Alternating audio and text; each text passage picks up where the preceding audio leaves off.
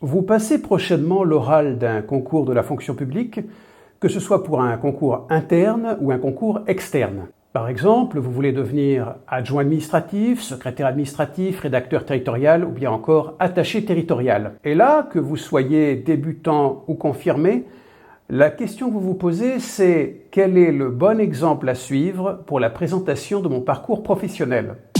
Dans cette vidéo, vous allez découvrir 5 erreurs à éviter lors de la présentation de votre parcours professionnel. Vous découvrirez également des exemples de bonnes solutions. En bonus, à la fin de cette vidéo, vous découvrirez ce que j'appelle le piège de la mélasse. C'est un piège très fréquent qui touche beaucoup de candidats et qui envoie un message extrêmement négatif aux membres du jury. Pourquoi est-il important de réussir la présentation de votre parcours professionnel? Je vais répondre à cette question et j'illustrerai ma réponse par 2 exemples pour des débutants aux premières expériences. Par la suite, je vous donnerai des éléments pour les confirmer. Donc, pourquoi est-il important de ne pas se rater sur la présentation de votre parcours professionnel?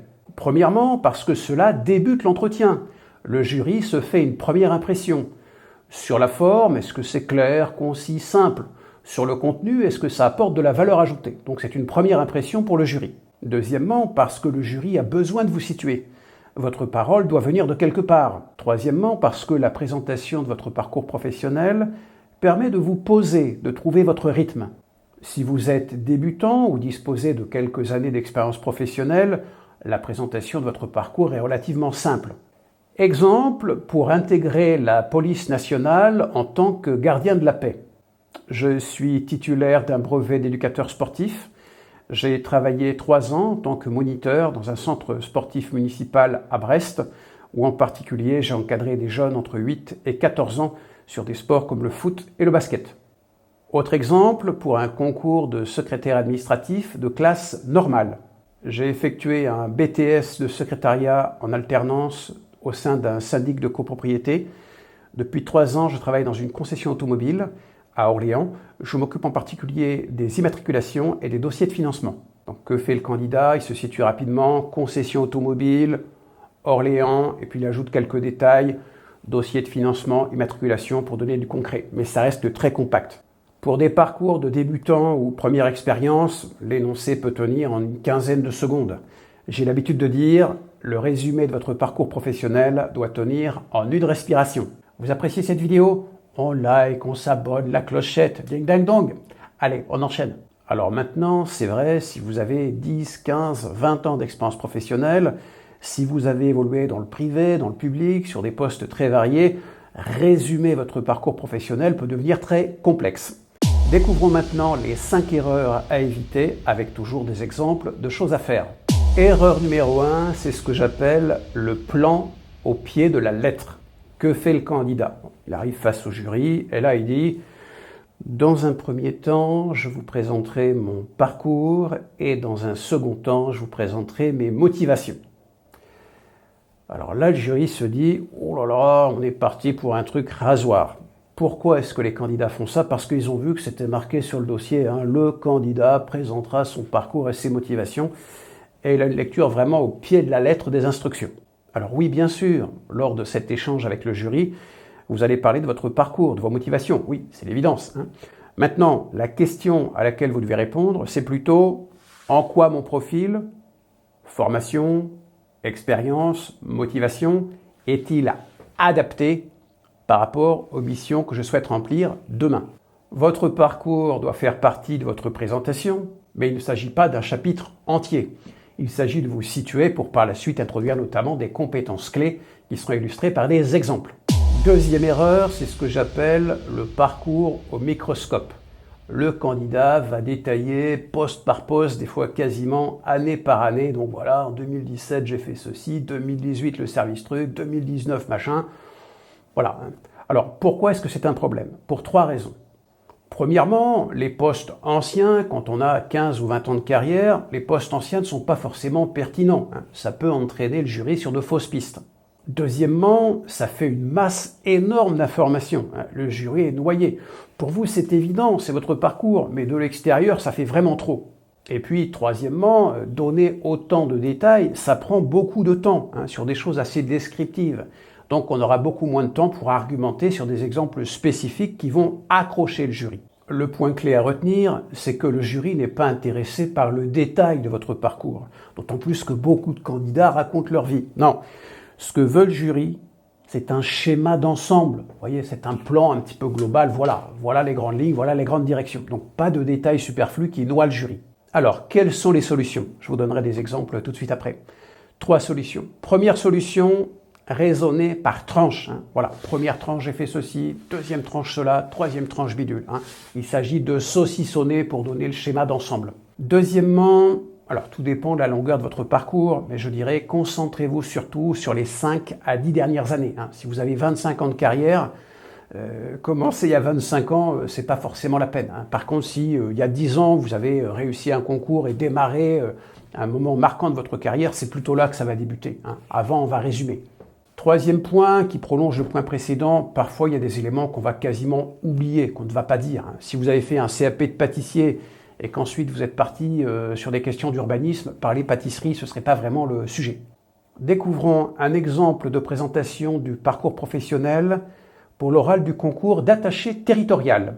Depuis 7 ans, j'occupe la fonction de conseiller d'insertion auprès du Conseil départemental des Ardennes. Ma mission comporte 2 axes. Premièrement, j'accompagne chaque année environ 300 chercheurs d'emploi dans des parcours d'insertion. J'anime des ateliers sur le CV, les entretiens d'embauche et les différents dispositifs d'aide. Deuxièmement, j'évalue chaque année une dizaine de dispositifs d'insertion, en particulier dans l'économie sociale et solidaire. À la base, j'ai une licence AES et une maîtrise de droit public.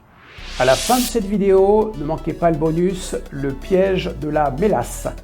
Le piège de la mélasse, ce sont les sables mouvants de l'oral de concours, là où beaucoup de candidats se sont enfoncés. Troisième erreur concernant la présentation de votre parcours professionnel, c'est souvent un débit trop rapide. Le candidat a mis beaucoup d'informations et il se dit, bon, pour tenir le timing, il faut que je déballe, il faut que j'avance très très vite. Donc ça fait une avalanche d'informations. Et par ailleurs, quand en plus il y a des intitulés à rallonge du style donc j'ai été nommé au 2e bureau rattaché à la direction centrale de la sous-section bidule, alors là ça fait vraiment trop. Donc débit trop rapide. Alors comment faire pour dépasser ce problème du débit rapide? 3 règles d'or. Règle d'or numéro 1, faire des phrases courtes. Ça veut dire quoi? Ça veut dire pas plus de 15 mots par phrase. Règle d'or numéro 2, une idée par phrase. Tel poste, j'ai fait ceci, tel poste, j'ai fait cela. Ne mélangez pas les choses parce que sinon ça devient vraiment compliqué à suivre. Ça doit être comme des petits wagons. Chaque wagon comporte une idée spécifique. Et troisièmement, quand vous le pouvez, simplifiez les intitulés. Voilà, je travaille dans tel ministère, j'avais telle mission. Pas forcément la peine de dire j'étais rattaché au service central de trucs muche machin. Pourquoi? Parce que ça alourdit la présentation. Alors, si vous savez que vous pouvez stresser, partir sur un débit trop rapide, quel est l'antidote? L'antidote, c'est ce que j'appelle le style télégraphique. Découvrons un exemple pour l'oral du concours de surveillant pénitentiaire. Donc, ma formation, un CAP en restauration collective, ensuite 4 ans cuisinier dans l'armée de terre, 7 ans dans la restauration collective en entreprise et depuis 4 ans gérant d'une crêperie. Donc une solution, le style télégraphique, vous l'aurez remarqué, il n'y a même pas de verbe. On est plus, voilà, mon parcours, 4 ans ici, 3 ans là, 2 ans machin, vous voyez, c'est clair, c'est net, le jury comprend tout de suite, peut vous situer rapidement. 4e erreur pour la présentation de votre parcours professionnel, c'est un poste actuel qui est flou. Le jury vous écoute et à un moment, il se dit mais que fait exactement ce candidat? Il fait quoi au juste? Parce que souvent il y a des intitulés un petit peu pompeux, mais au quotidien, concrètement, ce que vous faites, on n'en sait pas grand-chose. Donc ça c'est un écueil parce que le jury, il ne vous écoute plus. Il se dit mais il fait quoi ce candidat? Découvrons un exemple pour un candidat qui passe un examen professionnel dans le but d'accéder aux fonctions d'agent comptable dans l'éducation nationale. Depuis 7 ans, je suis attaché d'intendance au lycée Jean Kougloff de Mulhouse. Ma mission comporte 2 aspects. D'une part, j'assure la comptabilité générale de 3 établissements rattachés pour un montant global de 3,7 millions d'euros. D'autre part, sous l'autorité de l'agent comptable, je coordonne une équipe avec 4 agents de catégorie B et 4 agents de catégorie C. Alors bien sûr, présentez vos missions et si vous le pouvez, donner quelques chiffres. Les chiffres permettent de mieux vous situer. 5e erreur, c'est ce que j'appelle le manque de biscuits. Le manque de biscuits, ça veut dire quoi? Ça veut dire que si vous avez présenté quelque chose dans votre parcours professionnel, vous devez pouvoir développer cet élément à la demande du jury. Par exemple, imaginons, vous avez travaillé 3 ans en tant qu'agent contractuel de greffe dans un tribunal judiciaire. Aujourd'hui, vous voulez travailler dans un domaine complètement différent, par exemple les douanes. N'empêche, vous devez pouvoir résumer votre expérience au greffe. Ça veut dire que pour chaque poste présenté, vous devrez garder sous le coude 3 éléments. Premièrement, vos missions. Quel était le cœur de vos missions? Deuxièmement, un épisode marquant, par exemple une réorganisation de service. Et troisièmement, ce que vous retenez de ce poste. Il est temps de découvrir votre bonus avec ce que j'appelle le piège de la mélasse. Le piège de la mélasse, c'est une erreur assez fréquente qui peut véritablement plomber l'oral d'un concours. Le piège de la mélasse, c'est quoi? C'est le candidat qui va quasiment tout justifier dans son parcours. Alors j'ai fait ceci, après j'ai voulu faire cela, ensuite j'ai voulu donner une direction plus ceci. Vous voyez, c'est-à-dire que il y a les faits, mais il rajoute autour une espèce de sauce, une espèce de mélasse. Derrière cette volonté de tout justifier, moi j'entends une musique un peu curieuse. La première chose que j'entends derrière, c'est ma progression est logique. J'ai fait ceci, cela, machin, c'est comme un château qui se construit étage par étage.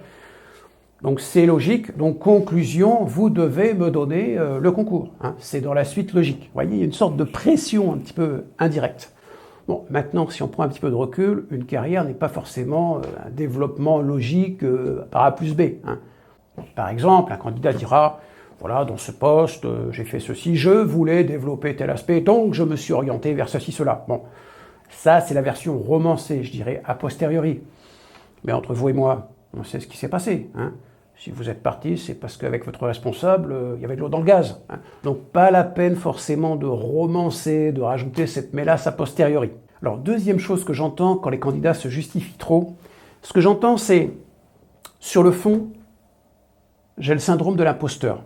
J'ai l'impression que je ne suis pas au niveau. Donc je me rassure en disant, j'ai quand même fait ci, j'ai quand même fait ça. Vous voyez ce que je veux dire?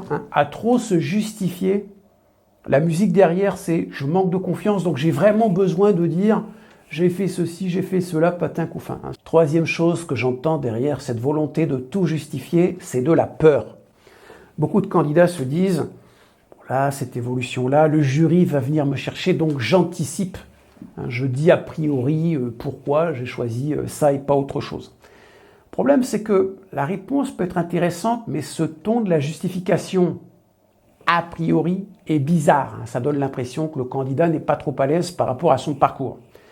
Donc, mon conseil, évitez de tout justifier, de faire cette sauce, cette mélasse a posteriori. Premièrement, ça alourdit le discours. Le jury veut des faits. 5 ans ici, 3 ans là, 2 ans machin. Par ailleurs, si le jury a des questions à vous poser, il vous les posera. Maintenant, soyez prêts. Oui, vous étiez dans tel service, vous êtes passé à un service complètement différent. Pourquoi? Eh bien, voilà ce qui s'est passé. Mais on n'a pas forcément besoin de tout anticiper. Il faut assumer son parcours. Donc, on pourra justifier certaines évolutions, mais il ne faut pas forcément le faire pour tout. Donc là, il y a un dosage à trouver. Mais ne soyez pas là à rajouter cette mélasse qui vraiment surcharge le discours et donne une ambiance un peu « oui, mais j'ai quand même fait ci, j'ai quand même fait ça, donc je mérite cet oral ». Enfin, vous voyez le truc. Donc, pas de justification, je dirais, abusive. Alors, vous en êtes où aujourd'hui? Votre oral approche et vous travaillez sur votre présentation personnelle. Alors maintenant, vous y voyez plus clair sur la partie parcours, mais il reste en tête un certain nombre de questions. Est-ce que je parle d'un objectif? Est-ce que je le fais précis, pas précis? Je l'annonce quand? Au début, à la fin? Point de vue motivation, est-ce que j'ai trouvé quelque chose d'assez précis? Quels sont les exemples que je vais présenter? Comment me distinguer des autres candidats? Bref, vous avez aujourd'hui encore beaucoup de questions. Alors, qu'est-ce que je propose pour vous aider? Premièrement, le kit trio oral de concours. Dans ce kit, 3 éléments. Premièrement, la présentation personnelle avec des exemples, des textes à trous, différents modèles. Deuxièmement, questions-réponses, mise en situation. Alors là, je vais vous dire un truc, ça décoiffe. Et troisièmement, des vidéos exclusives pour mettre tout ça en musique. Donc ça, c'est le pack trio oral de concours, lien en description. Je propose également des coachings, alors avec 2 séances de coaching, 3 séances, coaching plus dossier REP, lien dans la description. Souvent on se dit, bon le coaching, c'est pas pour moi, hein, c'est pour les grands patrons, c'est pour les sportifs. Ben oui, mais quand on sait qu'aujourd'hui, un candidat sur 10, un candidat sur 15 est reçu à l'oral de concours, il peut être intéressant de se faire donner un coup de pouce par un professionnel qui a travaillé des centaines de présentations et préparé des centaines de candidats. Lien en description. Merci, à bientôt et bonne chance pour votre oral de concours.